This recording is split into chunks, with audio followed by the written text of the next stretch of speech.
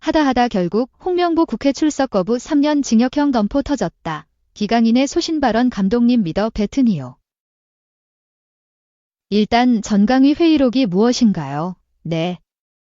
축구협회는 지난 2월 위르겐 클린스만 감독을 경질한 뒤 새 감독 선임을 위해 전강위를 구성했습니다. 정혜성 위원장을 포함해 총 11명의 위원으로 구성됐는데요. 첫 회의부터 11번째 회의까지 약 5개월 동안 전강위가 어떠한 방식으로 감독 선임 작업을 진행해왔는지 저희가 입수한 이 회의록에 그 내용이 담겨 있습니다. 그러니까 회의록 내용을 모두 살펴보면 홍명보 축구대표팀 감독 선임 작업이 어떻게 진행이 됐는지 알 수 있겠네요. 김 기자.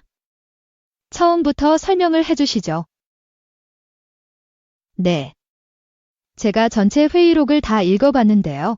우선 1차부터 4차 회의까지는 어떤 방식으로 감독을 뽑을 것인지에 대한 논의가 활발하게 진행됐습니다.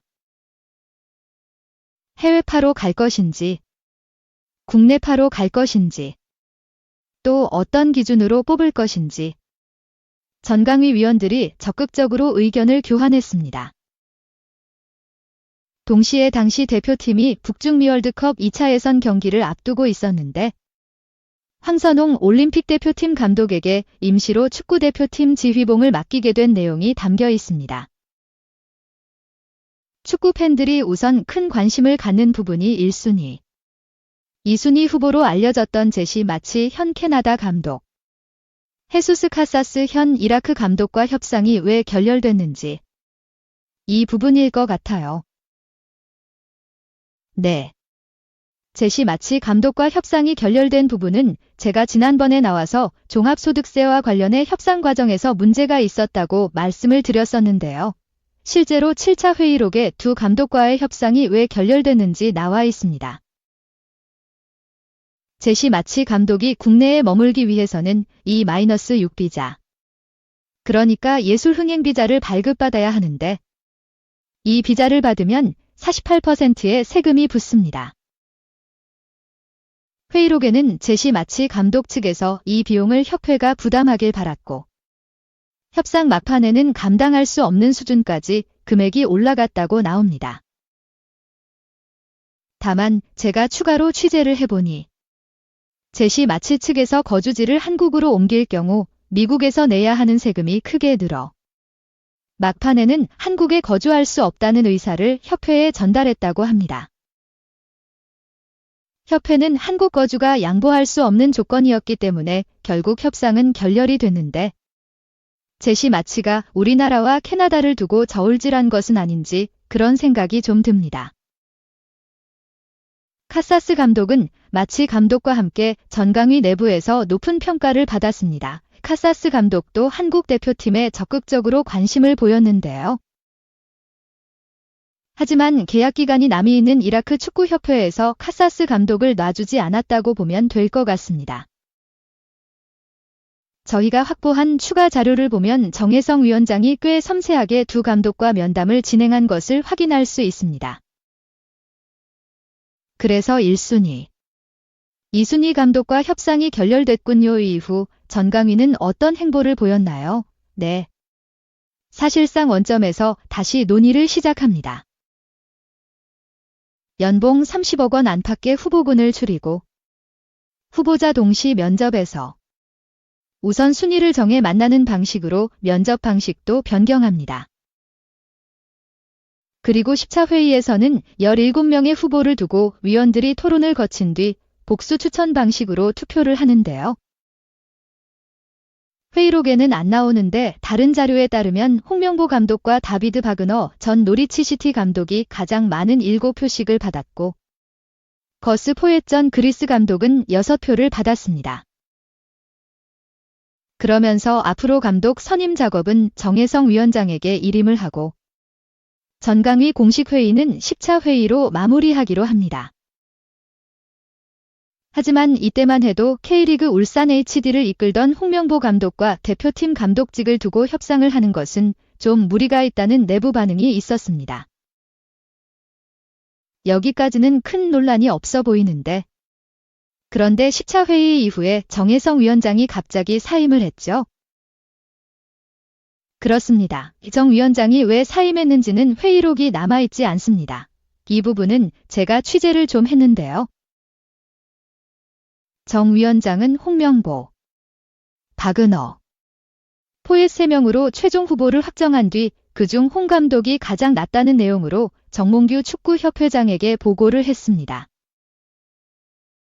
그런데 그 자리에서 정 회장이 박은호와 포엣 감독도 화상 면담보다는 대면 면담을 통해 평가를 할 필요가 있다는 의견을 내놓은 것으로 전해집니다.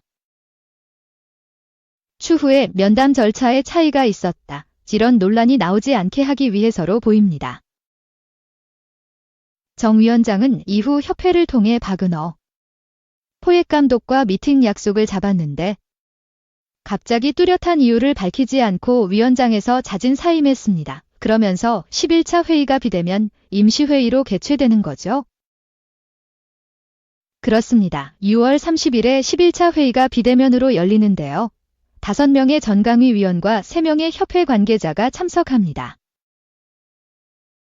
회의 내용은 정혜성 위원장의 역할을 이임생 기술이사가 이어받는다는 게 핵심입니다. 다른 위원들도 이 부분에 대해 동의하죠. 그러니까 이 기술이사가 새 감독 선임이 전권을 갖게 된 건데요. 그런데 이 부분, 정 위원장의 권한을 이 기술이사가 이어받는 게 과연 규정상 전혀 문제가 없는지, 이런 부분에 대한 논의 내용은 없었습니다. 그리고 이임생 기술이사가 유럽으로 가 박은호, 포엣 감독과 면담을 하고 돌아온 뒤 홍명보 감독 선임을 발표한 거죠. 그렇습니다.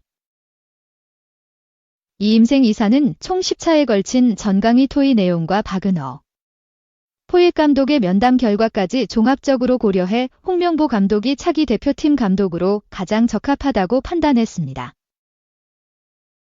이에 귀국 후 홍 감독을 만나 설득했고 홍 감독이 조건부로 수락을 합니다. 그리고 협회는 7월 7일에 출입기자들에게 문자를 통해 홍명보 감독이 차기 감독으로 내정됐다고 공지했습니다.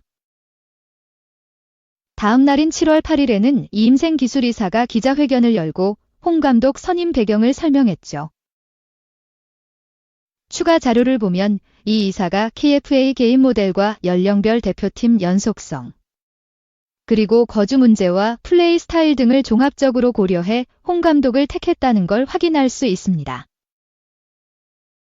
이 시점에 박주호 전강위원이 개인 유튜브 방송을 통해 홍 감독 선임 절차에 문제가 있다는 지적을 한 거죠.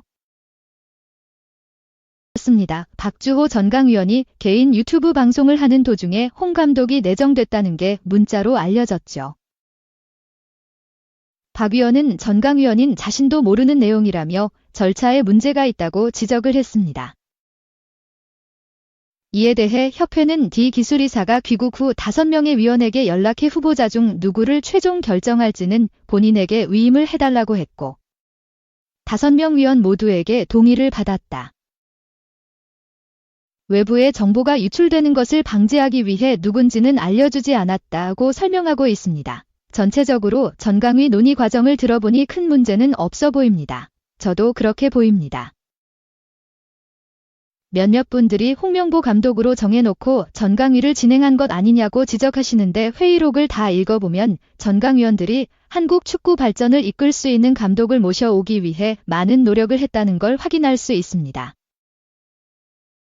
다만 협상 과정에서 결실을 맺지 못했죠. 그리고 그 과정에서 홍명보 감독의 이름도 회의 초반부터 계속 등장합니다. 그렇지만 홍명보 감독은 K리그, 그리고 울산 팬분들에게 대표팀으로 갈 일은 없을 거다라고 말했기 때문에 이 부분은 홍 감독이 K리그, 그리고 울산 팬분들에게 미안한 마음을 계속 안고 가야 한다고 생각합니다.